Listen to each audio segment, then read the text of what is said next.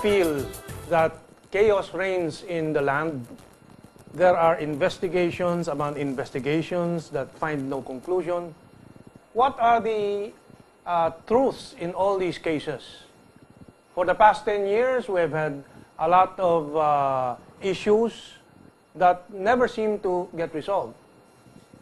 Today, the raging and burning debates are about the 2004 elections down to the sub-state issue for Mindanao. But nobody seems to be clear where all these should be going. I recall, and I paraphrase a quote that is related to what we will be discussing this episode, which, by the way, is Misrule of Law from EDSA DOS to the sub-state.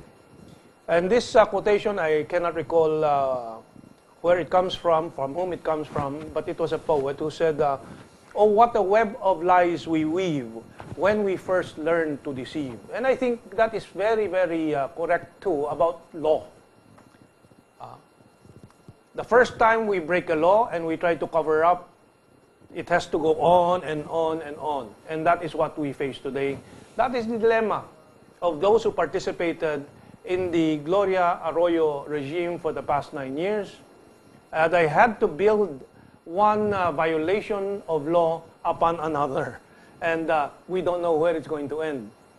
People actually are betting that nobody will ever get punished because of the convoluted situation we have with regards to our legal system and our legal debates. And even the Supreme Court has been drawn into this with the latest statement from former Chief Justice of the Supreme Court himself, Davide, questioning the integrity of the Supreme Court from where he came from. So we thought that we should invite, probably for me, the most eminent legal practitioner, though ironically he has been suspended by the Supreme Court. But I think the unparalleled practice of the principle of law is exhibited by our guest, and none other than the most popular, probably also in this channel, in many other channels, guest on the matter of law and legal issues, Professor of Law, Attorney Alan Paguia. And I give him the floor because off the air we were discussing this, and he says none of these cases, 2004 election violations, down to the discussion of the sub-state, can be taken in isolation. It has to be taken in the context of the historical evolution of our national debate on law, our practice of law, and the question is, what are the roots of this problem? Or what is the root of this problem? When did we begin to foul up our legal system? Attorney Alan Paguia. Good evening, Kamentong. Thank you for inviting me again. Your statement regarding the proper beginning of our current misery has to be answered in a relative manner of history.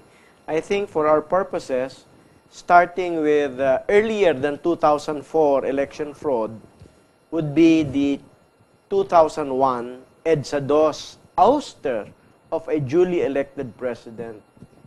That resulted in the suspension of the lawyer who pointed out that that ouster was plainly unconstitutional for the simple reason that justices of the Supreme Court cannot attend a patently partisan political activity such as EDSA DOS. And that was what they did.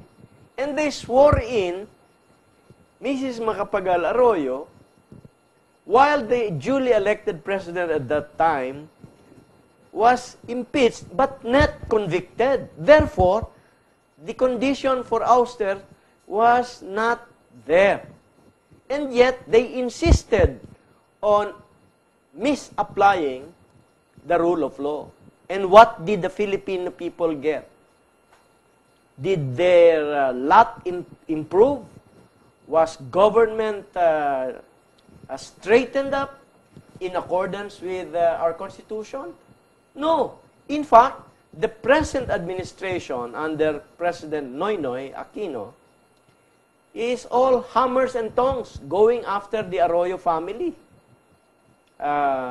pointing out that their misrule for 9 years is the bane, supposedly, of all our troubles at present. But that is not fair, because the Arroyos did not do it single-handedly.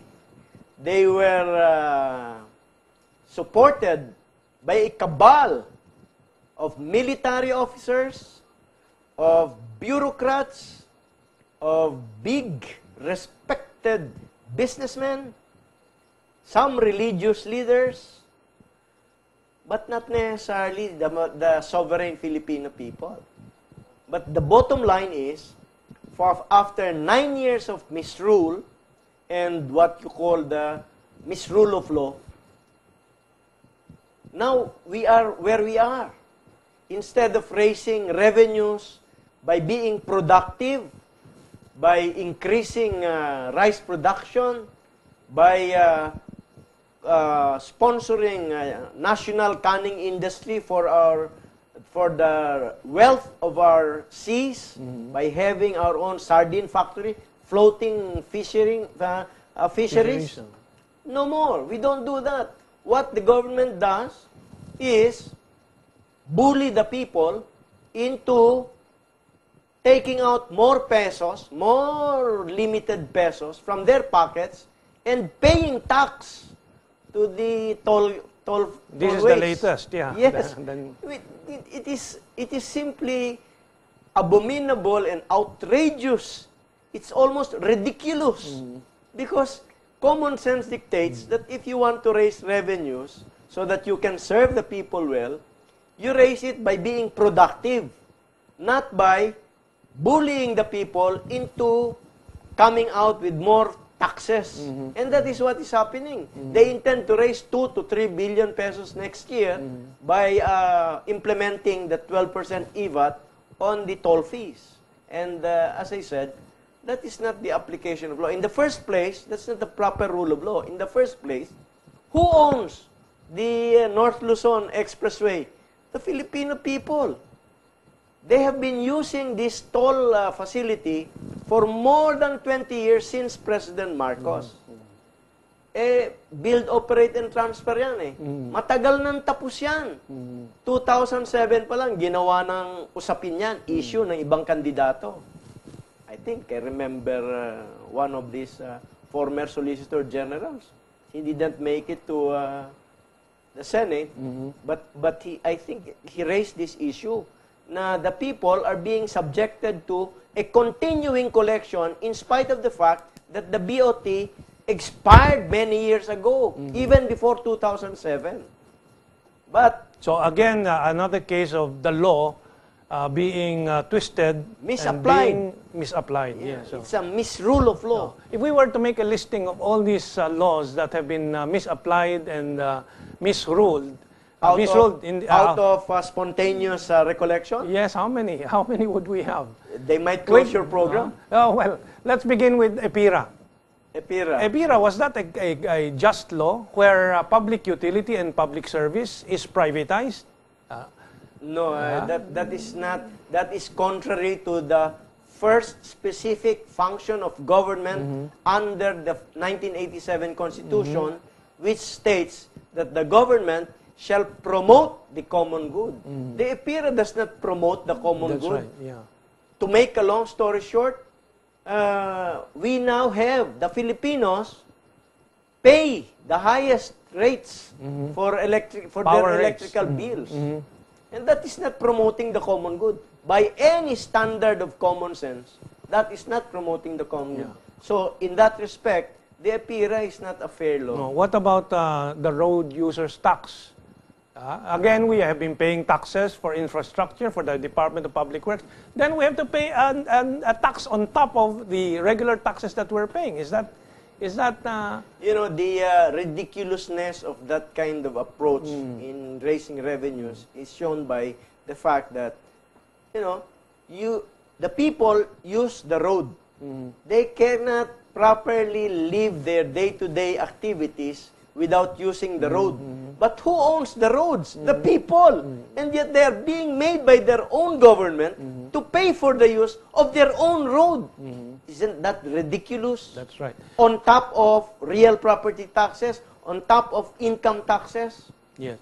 on top of so many indirect taxes. So let me go back to the origins of the problem. You know?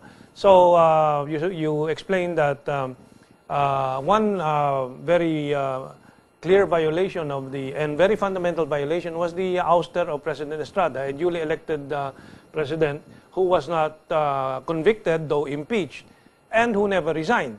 And the Supreme Court created the constructive resignation, which many lawyers say is not at all in the Constitution. And President Estrada was never really resigned because he was not incapacitated. He did not execute the letter of resignation and all the requirements. No? So does this mean that because some people got away with it, they continued to create laws that violated the fundamental laws? Yes. And I remember you also wrote a tract, Rule of Force versus Rule of Law. Yes.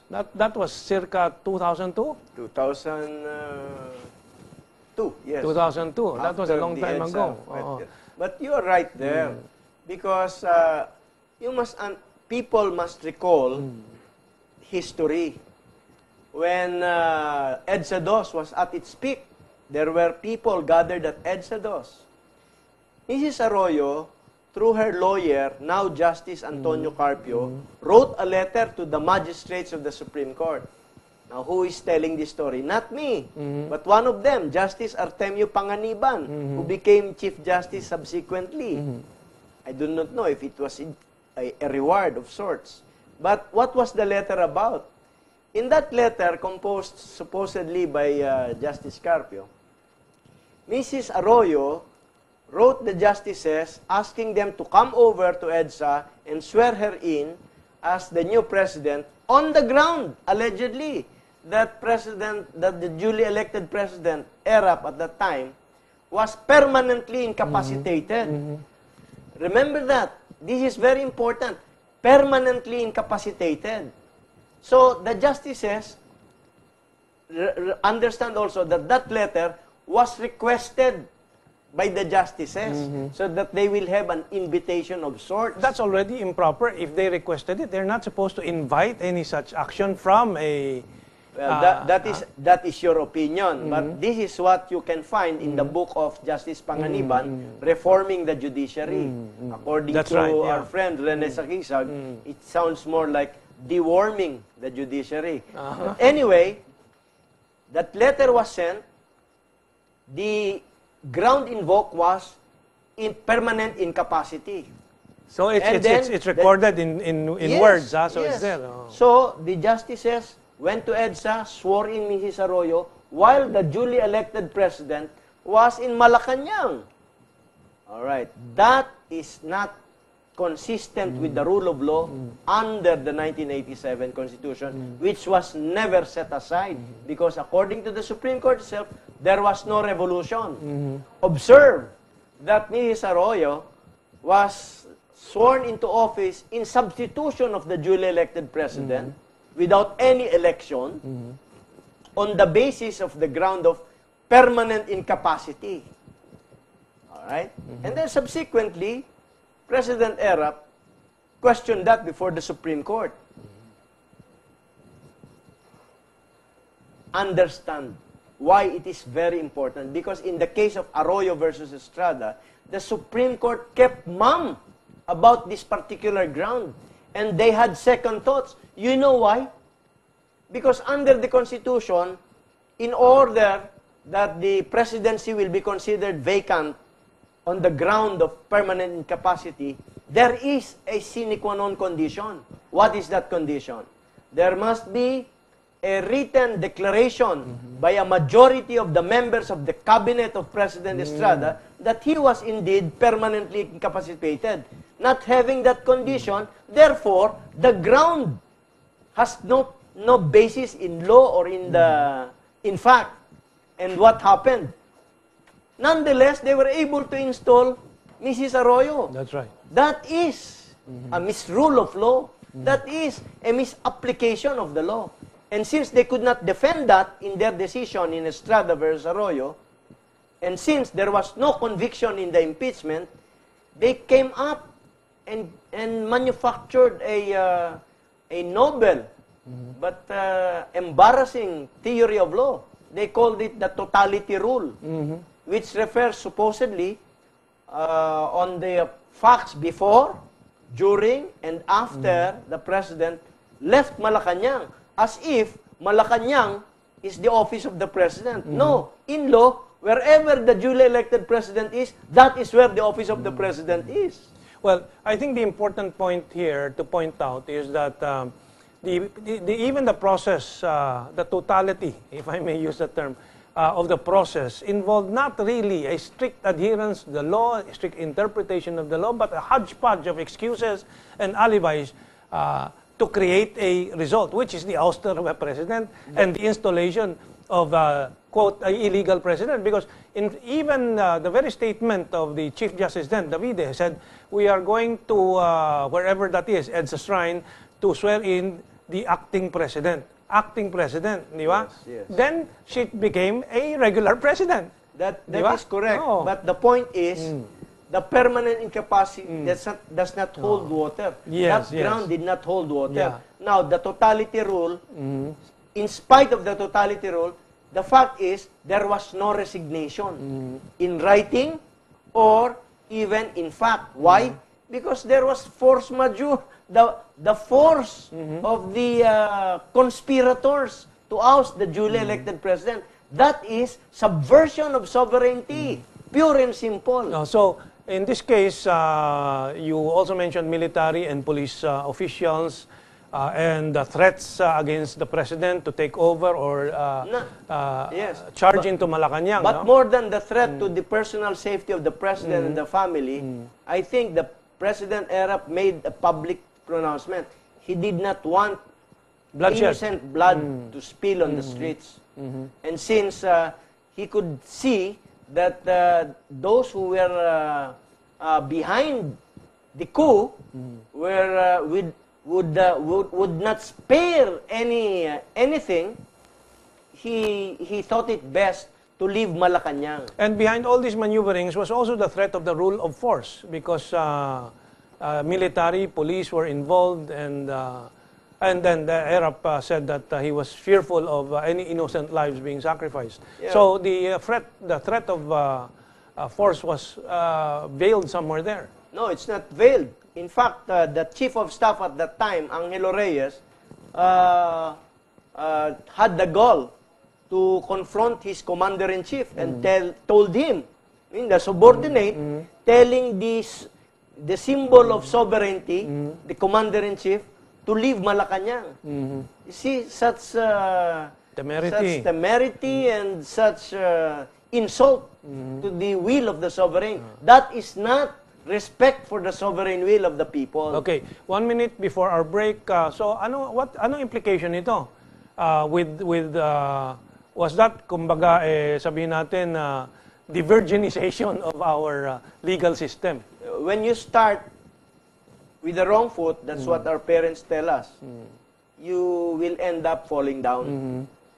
We ousted a duly elected president contrary to the prevailing constitution.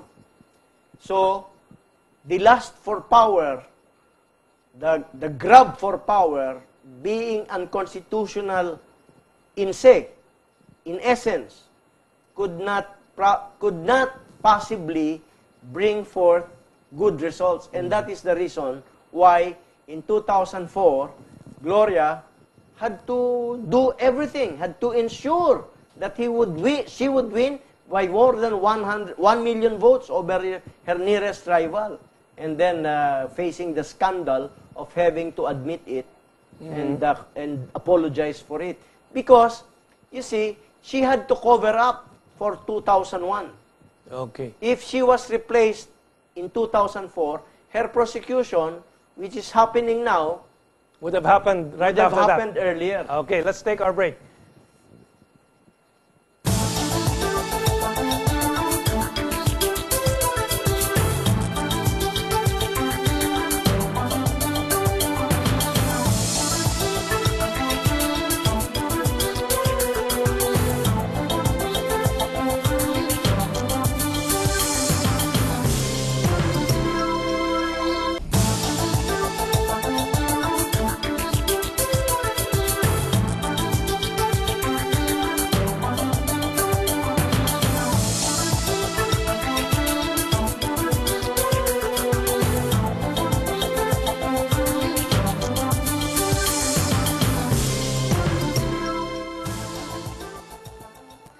Oh, what a web of lies we weave when we first learn to deceive. Oh, what a web of broken laws we weave when we first when we begin to break the first law. My question at this point is, it's important to go back to the roots. Sabi nga sa Tagalog o sa Pilipino, ang hindi lumilingon sa pinanggalingan ay hindi aabot sa paruroonan. Kaya pala dapa tayo na dapa. Question now is, do we really have to go back to redress those errors so that we can move forward from here on?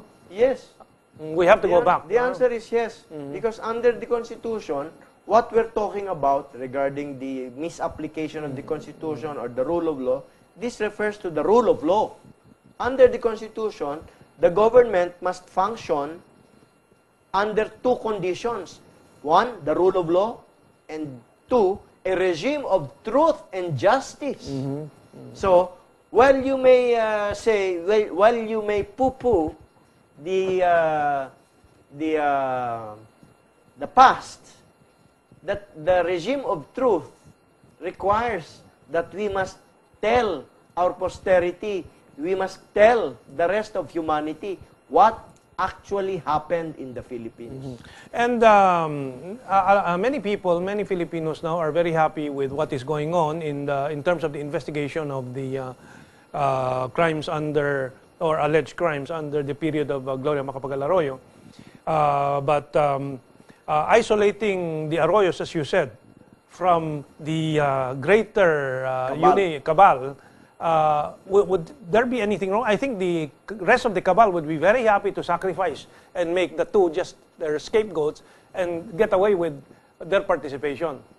If it's 2004, the Mayuga report is related to the 2004 elections, is that correct? Yes. Why are they keeping it secret? How many generals are involved? Are there generals appointed in the present government that were also involved? Yes. Yes. Those are the questions.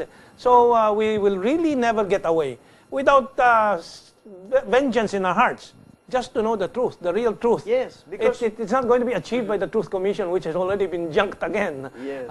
But by people honestly discussing, seeking the truth. Go ahead, Attorney. Because precisely, the government, the people, want a regime of truth and justice. Precisely, the main goal of our people in putting up this legal system is to build a just and humane society. First, justice. Where is the justice for the people? We get to investigate wrongdoings by central or key figures, but without the other co-conspirators. That's why we keep on being fooled. So instead of proving true the saying that you can fool some of the people, or some of the people all of the some time. of the time, or all of the people some of the time, but never all the people all of the the time. time. Oh. Now, up to this point in time, I think the people are being fooled. They were fooled at EDSA 1, they were fooled at EDSA 2. I think they're being fooled again for concentrating, for keeping a myopic view against the central figures, which are the Arroyo family, supposedly. But the thing is, it's bigger than that. And for all we know, the totality of the loot taken by the co-conspirators are much bigger than what the Arroyos get, or what the Marcoses, for that matter, actually get. Because understand that the cronies that went with Marcos are back. They are ruling in our society. And in fact, the people have appeared to have learned the lesson and accepted the truth that perhaps they were swindled into hating the Marcoses, but now they appear to have forgiven them because they have elected Bongbong as senator, Mrs. Marcos as congressman, and Ms. Amy Marcos as governor. That is acceptance by the people. And 50% of the population want to give honors to the late President Marcos by burial at the Libingan. Yes, you know what that means, Kamento? That appears to be a form of repudiation of the first people power. And I think the fact that there is a wide acceptance of President Erap. It's a matter of opinion between who is looking at the situation. Yeah, but he landed number 2 in the last election, despite all the odds against him. That's it, you know. That's why what we're saying is this a repudiation of the EDSA DOS people power? So the question that becomes material is, who were the people who supported the key figures and the principal beneficiaries of the people power? Well, you have there the big businessmen, number one. And then number 2, you have the foreign vested interests. That's right. And then number 3, you also have the religious sectors. And all of them have to account something to the Filipino people. And of course, some of our brothers and sisters Filipinos who went along when with those who were repudiated at the time that they were at the peak of their power. How do you think this is? People keep saying, "Oh, forget the past. Let's move on," because it's too complicated to go back to the past. And I remember also when these whistleblowers came out about the 2004 cheating, people were saying, "Oh, but we cannot change the laws and the decisions that have been made, executive decisions that have been made since that time. Decisions made by Gloria Arroyo as what is beginning to appear now as an illegal chief executive." Correct. Those are issues related to the rule of law. But as I said, that is only 50% of the condition provided in the Constitution. Aside from the rule of law, we also have the regime of truth and justice. So are those terms in the Constitution? Regime of truth and justice. Truth, justice, freedom, love, equality, and peace. Anim pa nga eh. Doon na lang sa truth and justice. But so to be able to have a truthful and just society, we have to use the rule of law. In other words, the rule of law is just the means, but the end is the truth and justice. So old issues, old legal issues are important because they help us learn the truth, and the truth shall set us free according to the Holy Book. Now it's just like the Independence Day of our country, of our nation. We were celebrating it from July 4, 1945 or 1946 up to 1964. We were doing that. When President Diosdado Macapagal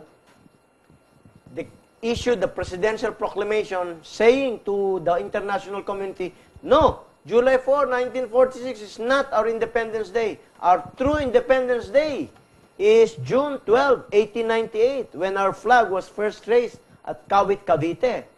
Now, if we will apply the reasoning that these issues are already passé, are already obsolete, tell me, how come we are now celebrating, instead of July 4, 1946, June 12, 1898? That is the best argument against that kind of criticism. Okay. So, there is no forum, apparently. The Truth Commission has been junked, and very few people really believe Davide would be the right party to bring out the truth. And so, good riddance. The Supreme Court, is that a forum? People have to bring the cases there. What forum? The media, probably, as we are doing now, can continue to dig up the truth of this past decade. But where will that lead to? It would lead to a collective consciousness. According to Renato Constantino, we must have a collective consciousness of the objective realities. Is there any practical purpose and application of the collective consciousness? Yes. What are these, for because, example? Sovereignty resides in the hearts and minds of our people. And all government authority emanates from them. But since they are disorganized, since there appears no common consciousness, and they're confused because of all the lies of the past. And because media helps in keeping them distracted from the more substantial issues of unity and productivity, then those who benefit from the divided Filipino people are keeping it that way. Because remember, there are beneficiaries in this kind of a system that does not work for the majority, but works very well for the richest men in the Philippines. I want also to highlight the practical adverse result of this lack of consciousness of the truth, lack of consciousness of law, and lack of, again, without vengeance, but lack of definition of who the culprits are. Yes, go ahead if you have some answers. The practical consequence is, instead of moving forward towards our goal of a just and humane society, we cannot even be just. And not being just, we cannot be humane. It is inhumane if the people who do not even have livelihood in their own, sufficient livelihood in their own country, who suffer massive hunger, widespread hunger, will be taxed all the more, directly or indirectly, by their own government. Well, one example of a practical and real consequence and adverse consequence is our financial system and our economic, very bad economic life. And this refers to the lack of either lack of information, ignorance, or obfuscation of the real character of the Bangko Sentral ng Pilipinas, which you have studied. Again, the law was twisted and changed in favor of the private sector, and very few people are discussing this. And the result is that we have a twisted financial policy. We have 70 billion foreign exchange reserves, 60 billion debt. But the Bangko Sentral ng Pilipinas and the legislators and Malacanang is not taking any initiative to at least reduce the debt, because we can afford it. Even if we pay all the debt, foreign debt of 60 billion, we would have $10 billion left. To make it simple, the problem with our finances is simply like this. In 1964, 2 pesos to $1. So, 37 years later, it's 42 pesos to $1. So, regardless of what happened here, there was a continuing slide to it is a clear fruit of the misrule of law, of the misapplication of the law. The entire government must share the blame for this pitiful situation of the people. 2 pesos to $1 in 1964. And then 42 pesos to the same dollar in 2011. In fact, that went up to 55 and 58 before. So, how does that relate to the law? I mentioned the Bangko Sentral ng Pilipinas. If you recall, we studied this, that in 73, the Constitution provided for a monetary board that was dominated by public representatives or government representatives. In the 87 public officials. In the 87 Constitution, this was reversed. Two things in the 1987 Constitution, and this is what many of our citizens did not take note of when they ratified the present Constitution. They were so happy with the hype of media and politicians that they were ousting a dictator. But they overlooked one thing. In coming up with a new Constitution, they created a central bank who is in charge of printing and coining, minting coin money for our people, who was declared expressly in the Constitution as independent. Precisely, yeah. So that you have a governor who is more powerful than the president. He can bind the country to international agreements without need of ratification by the Senate, while the president cannot agree to cannot enter into an executive agreement or a treaty without the ratification and concurrence of the Senate. In other words, the people lost control of their power over their own money. Yes. Which was supposedly exercised through the House of Representatives. Yes, and this central bank, independent, run by members of the Central Monetary Board, 7 members, which expressly provides under the present Constitution that 5 out of 7, a majority, will come from the private banking sector. Of course, they only said private sector, but how can they not come from the banking sector? That's right. You are running the central bank. So in other words, you have the absurdity of a government created, constitutionally created agency of the government that is run by a majority of private interests. So that in law school, the question would be, how will they have public accountability? They are not even public officials. That's right. You see that? Yeah, and they appointed somebody like Bunye, the spokesperson of Yes. a purely political Yes. marketing man before. Avila, Villafuerte. Villafuerte, we see how partisan the family Nelly is, no? Villafuerte, yes. That's the wife, di ba? No, but we can relate this comment on the control of our central bank, which has the duty of stabilizing prices in the market. That's right. We keep on blaming other government agencies. It's the central bank who has the principal duty under the law to stabilize prices. What do we have? Unstable prices. Is that success? Yes. That is failure. I But think, very yeah. few understand it. I think this discussion from the Constitution to the law covering our money, creating the Bangko Sentral ng Pilipinas and so on, highlights the fact that we, the people, do not know enough of the law, and the government is not doing enough to inform the nation of the laws. In fact, the authorities thus far have been violating the law at the expense of the welfare of the people in favor of certain manipulative powers behind government. Take, for instance, this issue of the sub-state. No? Very timely point. When you say sub-state, Marvic Leonen, the head of the peace panel, well, came out on TV last week or early this week saying that the MILF secret meeting with Pinoy was okay because the MILF had already disclaimed independence.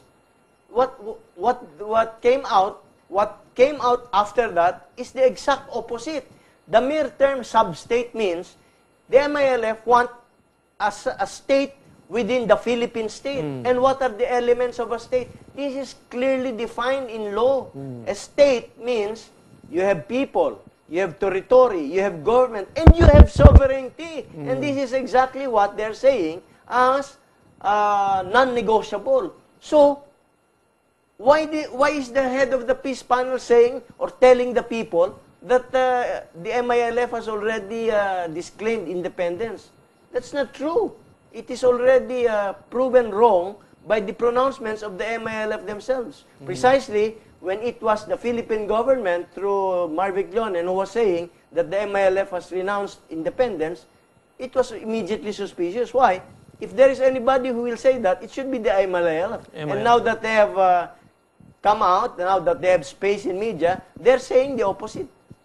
Yes, and again, the practical impact of this discussion, and if there is a misapplication of our constitutional principles and our laws, again, would be actually the loss of hundreds of billions of dollars worth of oil, natural gas, etc., to the new sub-state. You know, if this is not stopped according to our law. Yes, that is the quantifiable aspect of it. But the unquantifiable is the subversion of our sovereignty. We elected this president to represent the sovereign will of the Filipino people. And the sovereign will of the Filipino people does not admit of any sub-state. And yet they went to talk with them in secrecy. And that adds to what appears, with all due respect to them, what appears to me personally as a betrayal of public trust. Well, we have 3 minutes to the end. Let's give 1 minute to this problem of the obfuscation of the laws, because international powers come in and they introduce new concepts, new ideas to the law. They say they have international law behind them, and this sub-state will be under the sponsorship of international parties. It's very clear in the definition of sub-states. Even in the discussions I have read in the UN, this applies to Kosovo, the Palestinian state, and so on. We will make it simple, Kamentong. The matter of sub-state, I can imagine the MLF laughing their butts out with our peace panel members. Because sub-state has a well-defined meaning. And in the first place, there is no mention of any sub-state in our Constitution. So this all constitutes insult to the sovereign Filipino people. Why? It is as if we don't know what we're talking about. It is as if we do not know the definition of a state or a sub-state. And that is a derogation of our own sovereignty. And I cannot blame Pinoy, perhaps, because he's not a lawyer. But just the same, since he applied for that job, he has to do it properly. Okay. And he cannot use the wrong advice because he was the one who chose the same lawyers. Yeah. So we have our last minute. My conclusion is that people should know their law and their constitution, and it should not be just left, with all due respects, to lawyers and authorities in government. Please, everyone. In the same manner that money is too serious a matter to be leave left to to the bankers alone. Okay, the final minute. What can we do to fix up our broken practice of law, application of law in this country? We just follow the Constitution. First, we have the rule of law. Second, we have a rule of truth. You know, the rule of law cannot be applied unless there is a regime of truth. And this is our formula, our basic formula under the Constitution to come up to be able to build a just and humane Filipino society. But where is the truth? There are so many investigations, but very little truth. Take, for instance, the 2004 Hello Garci tape. The same commissioners, except Chairman Brillantes, investigating the tape now, the Hello Garci controversy, are the same ones who sat on my complaint since 2007. So how can you expect anything from them that is really substantial and satisfactory to the cause of truth? Well, we also wanted to ask about the freedom of information, but I understand you'll be discussing it with one of our colleagues here, Mr. Ray Orosa, even before our show. So with that, maraming salamat, and I hope the public understands and realizes the importance of their learning the law and the Constitution and how we must seriously fight for it. All we have to do is to stay true to our conscience and keep our common sense, because the law is based on common sense and it is based on our conscience. Maraming salamat po, Ka Alan, and to all our to the Filipino people. Have a good weekend.